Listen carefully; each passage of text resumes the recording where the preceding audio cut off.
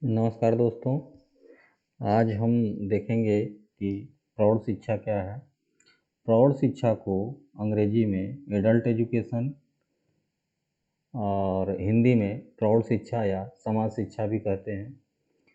प्रौढ़ शिक्षा वास्तव में जो निरक्षर व्यक्ति हैं या अशिक्षित व्यक्ति हैं, उनको साक्षर बनाने की प्रक्रिया है।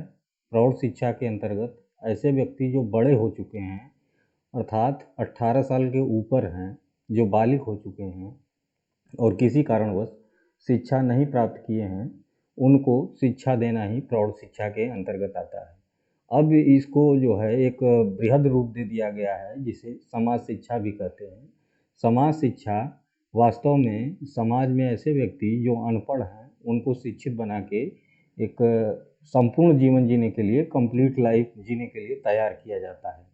समाज शिक्षा की कई परिभाषाएं हैं या प्रौढ़ शिक्षा की कई परिभाषाएं हैं। एक एक करके देखें तो बरकट साहब कहते हैं कि प्रौढ़ शिक्षा वह अंशकालिक शिक्षा है जिसे वयस्क स्त्री पुरुष अपना कार्य करते हुए प्राप्त करते हैं।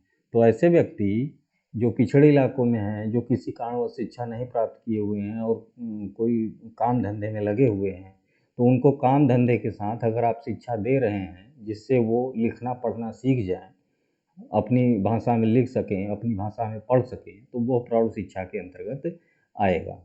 इसी तरीके से एस.एन. मुखर्जी साहब कहते हैं कि प्रौढ़ शिक्षा में मोटे तौर पर वो सभी औपचारिक शिक्षा है जो प्रौढ़ों को दी जाती है। तो प्रौढ़ ऐसे व्यक्ति जो एडल्ट हैं, बड़े हैं, 18 साल के ऊपर हैं, उनको किसी भी प्रकार की शिक्षा देना प्रौढ़ शिक्षा या एडल्ट एजुकेशन के अंतर्गत आता है। अब देखिए, एक मौलाना आज़ाद साहब क्या कहते हैं, इन्होंने एक बृहद कॉम्प्रिहेंसिव रूप जो है एडल्ट एजुकेशन का दिया कि इसमें सारे के सारे विषय सब कुछ सम्मिलित हैं, जो एक व्यक्ति को संपूर्ण जीवन जीने के लिए तैयार करती है। जैसे जब ये बात करते हैं कि प्रौढ़ शिक्षा या सामाजिक शिक्षा से हमारा तात्पर्य संपूर्ण मनुष्य की शिक्षा से है, तो व्यक्ति को जितने प्रकार की शिक्षा दी जाती है वो सभी प्रौढ़ शिक्षा के अंतर्गत आएगी। वह उसे साक्षरता प्रदान करेगी जिससे उसे संसार का ज्ञान प्राप्त हो सके।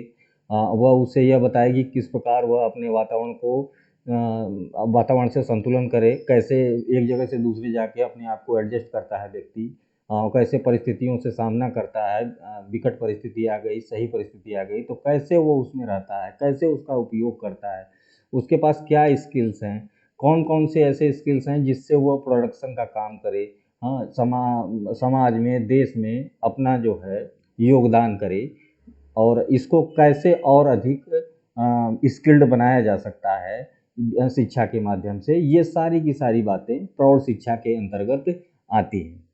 अब देखें कि प्रौढ़ शिक्षा का उद्देश्य क्या होता है।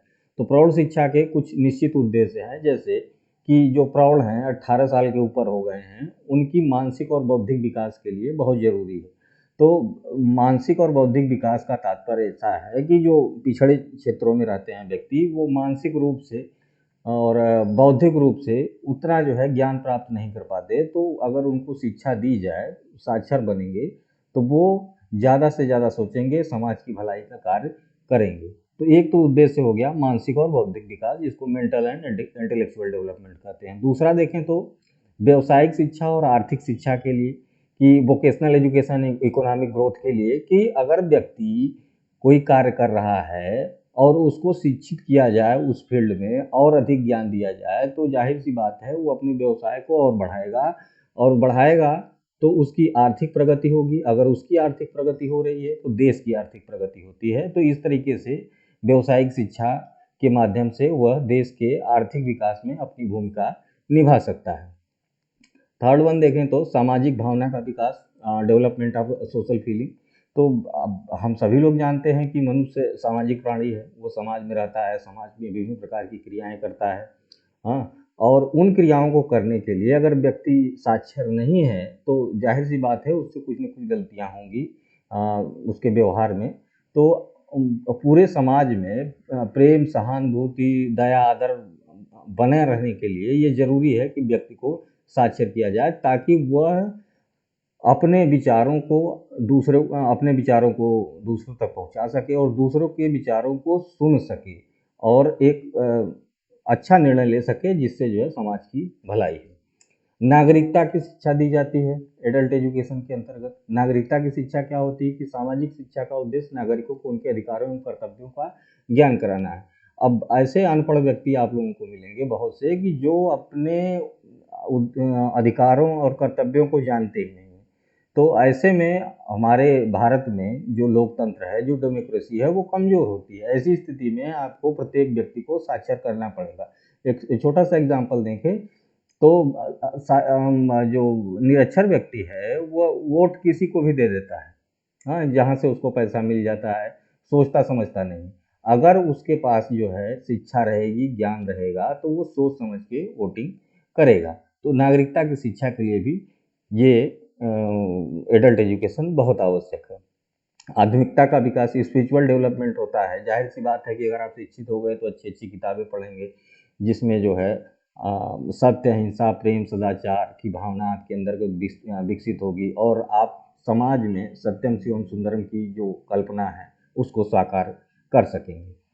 स्वास्थ्य संबंधी जो बातें होती हैं उनकी जानकारी के लिए जो है ये बहुत आवश्यक है कि जो पिछड़े क्षेत्रों में या ऐसे क्षेत्रों में जहाँ साक्षरता बहुत कम है, वहाँ पर आप लोग देखते होंगे तो बहुत ज़्यादा बीमारियाँ या बहुत टाइप की जो है मिसकंसेप्शंस रहते हैं, जिनको दूर करने के लिए ये शिक्षा बहुत ही आवश्यक अंग मानी जाती है। राष्ट्रीय सुरक्षा के जो साधन हैं राष्ट्रीय स्तर के, उनकी सुरक्षा के लिए, उनकी सही जो है उपयोग के लिए कभी कभी आप लोगों ने देखा होगा कि जो है कहते हैं कि रेलवे हमारी अपनी संपत्ति है, तो हम क्यों ना उसको घर उठा ले चलें सारी चीज़ें।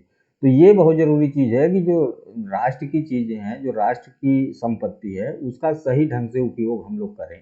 हाँ, तो उसके लिए शिक्षा अति आवश्यक है। सांस्कृतिक ज्ञान हमको मिलता है, हमारे कल्चर क्या है, हमारे वैल्यूज़ क्या हैं, हमारी जो है सिविलाइजेशन क्या है, इसके संबंध में हमको शिक्षा के माध्यम से ही ज्ञान मिलता है। और एक है पॉइंट मनोरंजन के अवसर देना कि जो व्यक्ति कोई कंस्ट्रक्टिव काम नहीं कर रहा है या उसके पास खाली समय है, तो वैसे कार्यों को करे जिससे उसको इंटरेस्ट भी आए, उसका एंटरटेनमेंट भी हो और राष्ट्र का विकास भी हो। तो जैसे सामूहिक गीत है, नृत्य है, कविता है, कहानी है, नाटक है, इन सब के माध्यम से उसका मनोरंजन भी होता है और उसमें अगर कुछ ऐसा संदेश रहे जिससे जो है राष्ट्र की और देश की, समाज की भलाई हो, तो वो भी बहुत आवश्यक है। तो ये कुछ बातें हैं जो एडल्ट एजुकेशन के ऑब्जेक्टिव्स के रूप में आती हैं। नेक्स्ट टर्न पे हम लोग एडल्ट एजुकेशन के जो हिस्टोरिकल पर्सपेक्टिव है उसके बारे में बात करेंगे।